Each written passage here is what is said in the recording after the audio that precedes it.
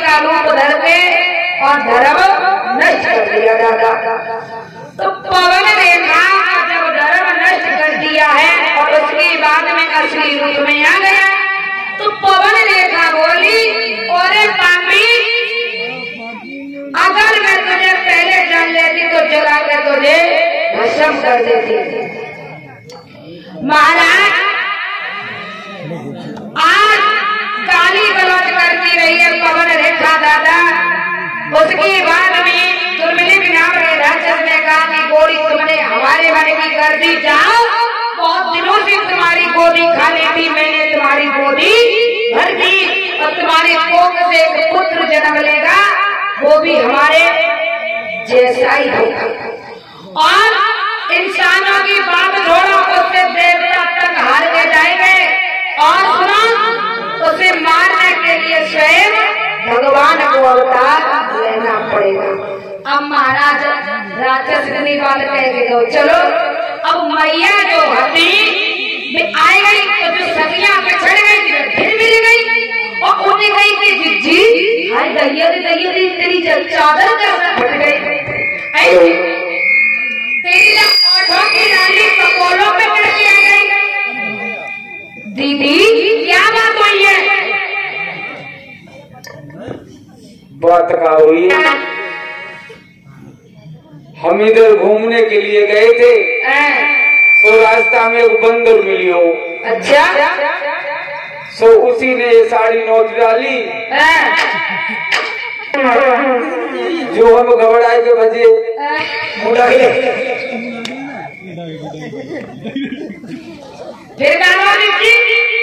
जो हमारे पटक लग गई, सोई बार दिरिया में लग गए, सोई उलझ गए। दिरिया में लग गए? हाँ, दिरिया में गई। तेरे बारे में सुन आज महाराज पवन रेखा कहने लगी, जिज्जी तुम सब तो पिछड़ गई और तुम्हारे बाद हमारे संग में काम हो। तो सनिया बोली काम हो बहना? अरे जिज्जी अकेली जब रह गई तो एक बहुत मोटा तगड़ा सा बंदर आया और उसने मेरे कान में तार से तमाचा दिया। हाय दैया रे दैया, जिज्जी हम तो जमीन पे गिर गई और जैसे ही कपड़ा झाड़ के फिर उठी तो मैंने फिर से कान में तार से तमाचा दिया। जिज्जी दोबारा उठी ना और तब उठी जब वो बंदर चला गया। सुने क्या हुआ?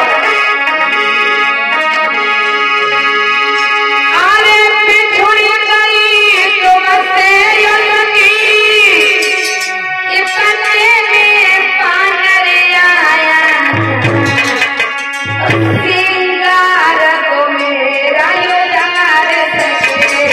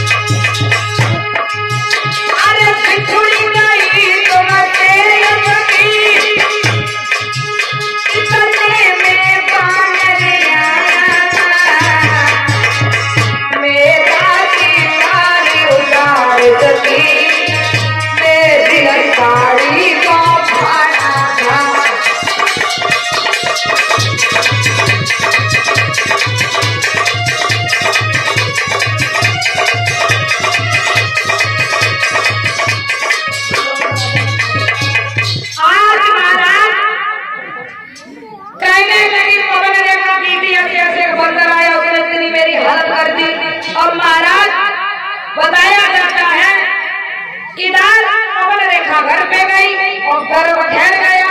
धीरे धीरे महाराज 9 महीना व्यतीत हो गए।